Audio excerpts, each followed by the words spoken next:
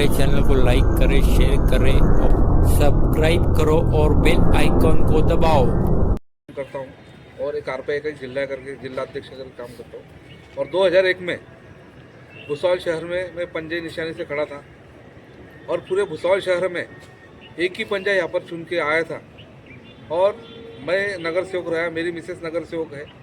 ये हमारे वार्ड क्रमांक 13 में 50 साल से जो सुविधा नहीं थी, रोड नहीं था, गटर नहीं था, बारिश में लोगों को चप्पल उठा के लेके जाना पड़ता था, कई लोगों को खटिया पे लाल के रोड तक लेके जाना पड़ता था। ऐसी गंभीर समस्या यहाँ पर थी।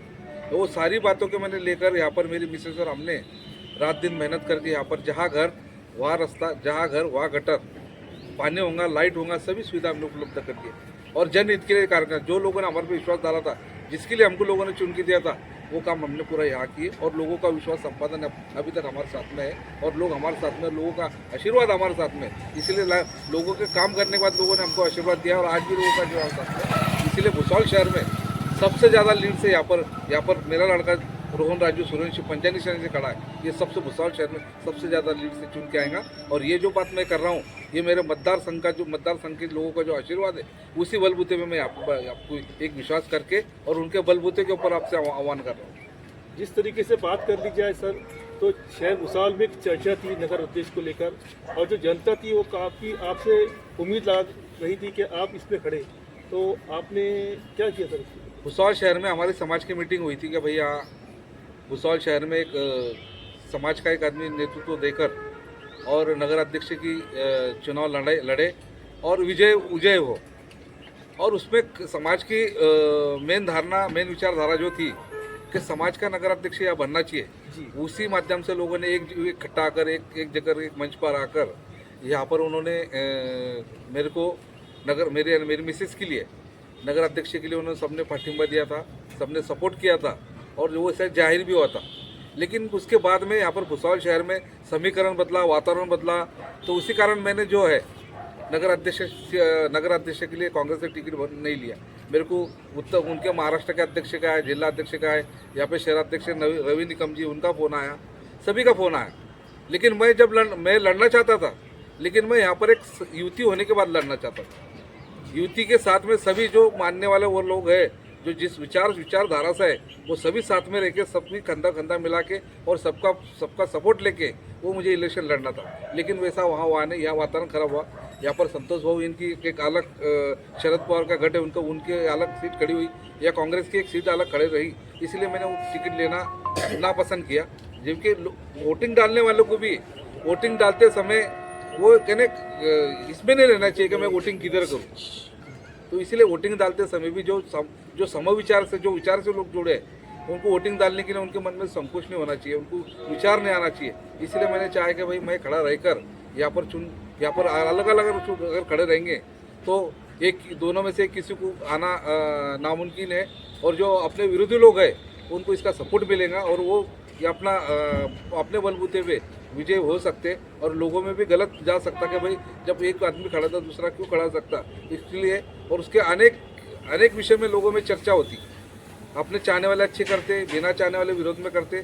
इसलिए मैं अभी तक जो मेरा साफ सुथरा राजकारण का रिकॉर्ड था कि मैं अभी तक या एसी कैटेगरी में भी मैंने अभी तक आमदार का फॉर्म भरा नहीं, बहुत लोगों ने भरे, मैंने विधानसभा का भी फॉर्म भरा नहीं। और अभी मेरे को आमदार के लिए भी आया था, लेकिन मैंने वो वातावरण देख के नहीं बोला कि भाई मेरे को इलेक्शन नहीं लड़ना है, तुम किसी दूसरे को टिकट दे सकते। मेरे पास में एक हफ्ता भर उन्होंने फ़ोन किया कि तुम्हारे जैसा कैंडिडेट हमको होना। तो अगर यहाँ पे संतोष भाऊ का अगर कांग्रेस को जगह छोड़ देती थी तो यहाँ पर मैं सारे जगह भी चुन के लाता था और नगर अध्यक्ष भी राजू सूर्यवंशी बनता था। मैं आपको बोलता हूँ जी सर, उम्मीदवार के तौर पर आपने किसको खड़ा रखा है? उम्मीदवार के तौर पर मैंने अभी मेरे लड़के को खड़ा किया है। युवा नेतृत्व तो यहाँ पर दिया है और युवा नेतृत्व इसलिए दिया है कि उसको यहाँ नेतृत्व में जो युवा नेतृत्व को भी काम समझना चाहिए, काम कैसा करते, सामाजिक काम क्या करते, उसको तो हमारा सपोर्ट रहेगा, हमारा मार्गदर्शन रहेगा, उसको प्रॉपर घर से ही मार्गदर्शन रहेगा। और हम जो लोग हैं, मेरा परिवार जो है, हम जन सेवा के लिए हम कुछ भी करेंगे, तो लेकिन हमारे समाज के, हमारे वार्ड के लोगों को सुरक्षण देंगे। सुरक्षण देना ये पहली बात है, उसके बाद में उनको सुख सुविधा देना ये दूसरी बात है। और जो भी उनके फैमिली प्रॉब्लम है वो हिसाब से हम यहाँ काम करते। और मैं मेरे सभी वार्ड के लोगों को एक फैमिली के लोग समझता हूँ, और वो भी मेरे को एक फैमिली का मेंबर समझकर यहाँ पर अभी 2001 से मेरे को यहाँ बहुमत से यहाँ विजय कर रहे, और मैं भी उनका विश्वास संपादन अभी तक करके रखा। सर मैं सबसे पहले आपका नाम जानना चाहूँगा। मेरा नाम रोहन राजू सूर्यवंशी है। सर चौहान में आपके जो पिताजी है उनका नाम है, तो जिस तरह इन्होंने जो काम की है उस पर आप किस तरह खड़ा करोगे? 2001 में मेरे पिताजी कांग्रेस पार्टी से नगर सेवक चुन के आए थे, और 2016 में मेरी मम्मी नगर सेवक चुन के आई थी वार्ड नंबर 13 से अ से, और ये साल में खड़ा हूँ 2025 में। तो मेरे पिताजी ने, मेरे मम्मी ने जो काम किया, जो विकास किया वार्ड नंबर 13 का, जो जनता ने उनको साथ दिया, तो जो मेरे पापा ने काम किया उसी तरह मैं काम करूँगा या विकास करूँगा, और मेरे पापा का हमेशा मुझे मार्गदर्शन है, उनके नीचे ही मैं काम करूँगा। सर जिस तरीके से जो यहाँ की जनता है वो आपकी मम्मी डैडी पे एक्सपेक्टेशन रखती है, भरोसा रखती है, तो आप कितना उसको खड़ा करेंगे? किस तरह जो है जनता का आप विश्वास देते हैं? जिस तरह मेरे डैडी ने काम किया, मेरे मम्मी ने काम किया, उसी तरह मैं दुगना उनसे ज़्यादा काम करने की कोशिश करूँगा, और मैं बस मेरे पापा के मार्गदर्शन की वजह से खड़ा हूँ, और जो मुझे जनता प्यार करती है मेरे पापा की वजह से, जी हाँ मेरी मम्मी की वजह से, तो मैं उनका ट्रस्ट कभी तोड़ूंगा नहीं, उनसे दुगना काम करूँगा। और मैं आज भी जो भी खड़ा हूँ वार्ड नंबर 13 की जनता की वजह से ही खड़ा हूँ बस।